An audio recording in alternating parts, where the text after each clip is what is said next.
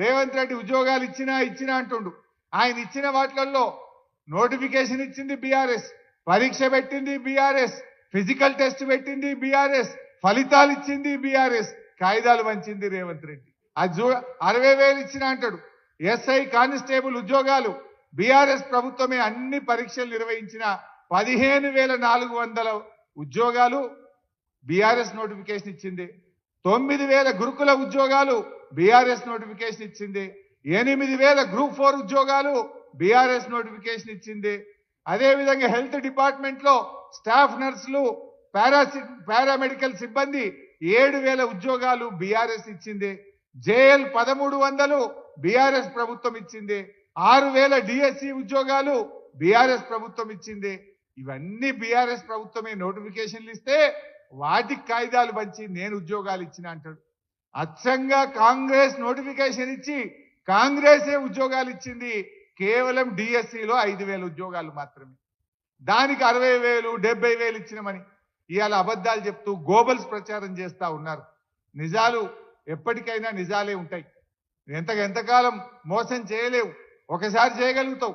ఇవాళ నీ నిజ స్వరూపం బయటపడ్డది. రేవంత్ రెడ్డి ఇప్పటికైనా మేలుకో.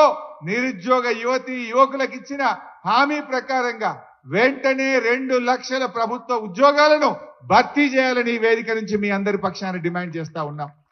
తమ్ముళ్ళకి మేము ఇచ్చే హామీ ఒకటే, తప్పకుండా అసెంబ్లీలో రేవంత్ రెడ్డి ప్రభుత్వాన్ని ప్రశ్నిస్తాం. మొన్న అడిగాం అసెంబ్లీ పెట్టవే అంటే ఒక్కటే నాడు ఆదివారం పెట్టిండు పోయిండు. ఒక్కటే రోజు పెట్టారు ఎవడన్నా అసెంబ్లీ? ఒకటే నాడు పొద్దున పెట్టిండు, సాయంత్రం బంద్. అది కూడా కాళేశ్వరం కమిషన్ అని ఏదో తిట్టాలి, బురద జల్లాలి, పోవాలి. ప్రజా సమస్యల మీద మాట్లాడమయ్యా, అసెంబ్లీ పెట్టవే రేవంత్ రెడ్డి అంటే ఒక్కటే నాడు ఆదివారం పెట్టిండు. అంటే ఎంత భయపడుతుండు, అసెంబ్లీ పెట్టడానికి కూడా భయపడుతున్నాడు. తప్పకుండా కాంగ్రెస్ మీద ఒత్తిడి పెంచుతాం. శాసనసభలో జీవో 46 గురించి, మెగా డిఎస్సి గురించి రావాల్సిన నోటిఫికేషన్లు, ముఖ్యంగా జెన్కో కానీ, అదేవిధంగా GPO, police notification, deputy surveyor notification, ఇతర గ్రూప్ నోటిఫికేషన్ల కోసం, జాబ్ క్యాలెండర్ అమలు కోసం మీ గొంతుకై మీ పక్షాన బీఆర్ఎస్ పార్టీ పోరాడుతుందని చెప్పి కూడా మనం చేస్తా ఉన్నా. ఒకవేళ దిగి రాకపోతే ఇవాళ ఇది ప్రారంభం మాత్రమే.